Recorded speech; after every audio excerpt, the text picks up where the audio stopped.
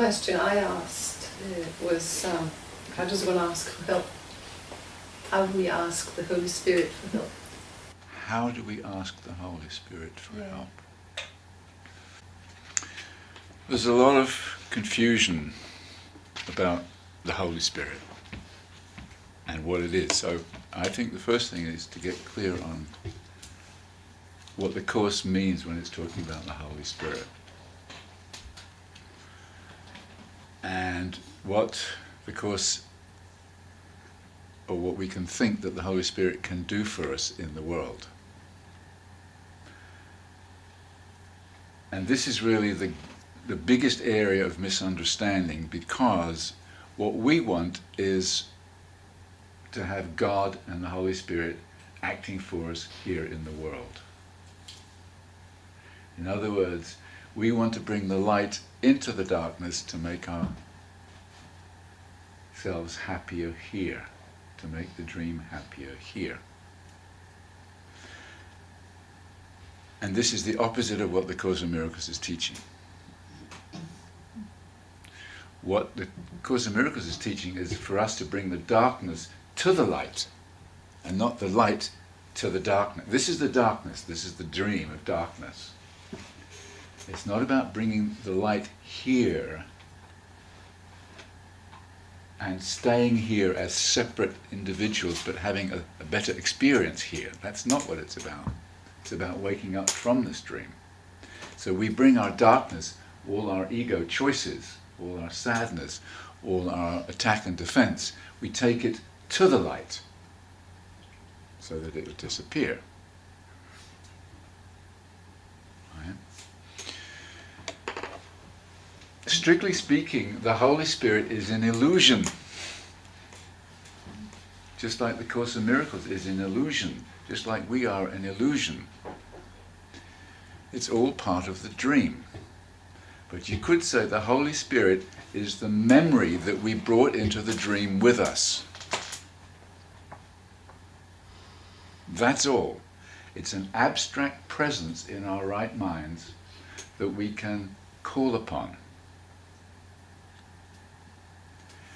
The metaphor that I like to use most is the sunshine. The sunshine is an abstract warmth.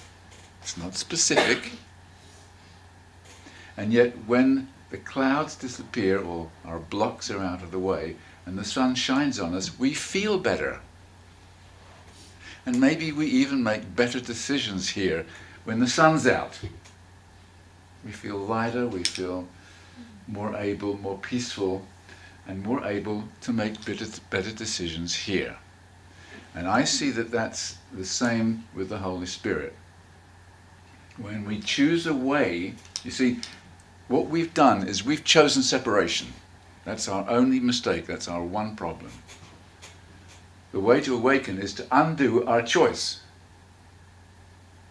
It's not to say, oh, Holy Spirit, help me. It's to recognize I'm choosing separation in all its forms and saying I don't want it. There I go, having the belief that I can't express my feelings, for example. I bring that to the light of the Holy Spirit, to the radiance in my mind of the sunshine. It's the pointing towards the sun that's our work. The sun doesn't give any answers, it just keeps reminding us of heaven, reminding us of where we came from. So the forgiveness process is, I look at my darkness and say, I don't want it anymore, I'm willing to see it differently. If it's helpful to use the symbol of a Holy Spirit giving answers, then say words like, please help me see this differently, if you have that need.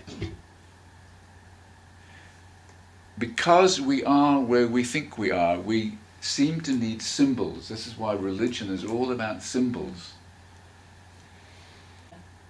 And it's only a symbol used in the Christian areas of the world. They don't use Holy Spirit in Islam, for example. They have another symbol. What is it, that symbol? I don't know. I've never noticed.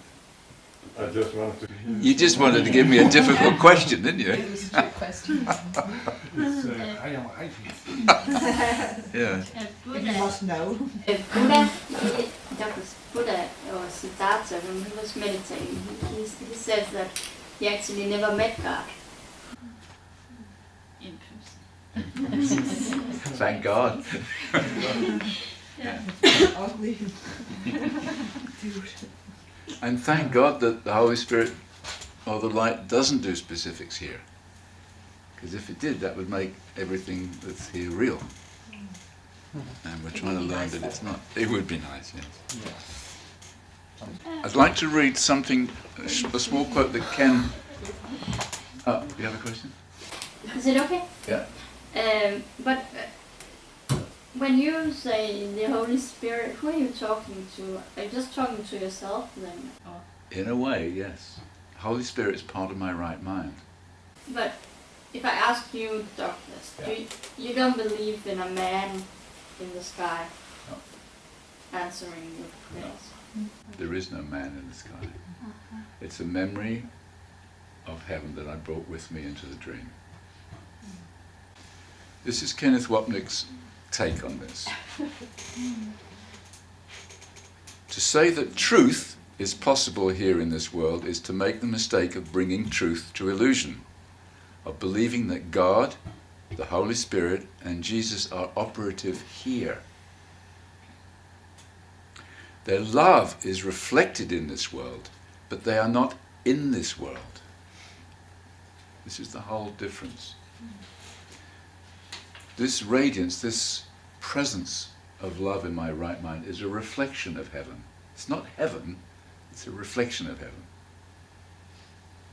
Just like the warmth from the sun is not the sun, but a reflection of the sun. Oh, it can actually reflect off the glass. They cannot do things here. Rather, it is the separated, dualistic mind that translates their non-specific love in our right minds into specific means of expression we can accept on the bodily level. So if I point to my right mind with my willingness, it's all I need to do to allow this warmth of the Holy Spirit to bathe me in its love, and then I will make loving decisions here. Specific decisions here.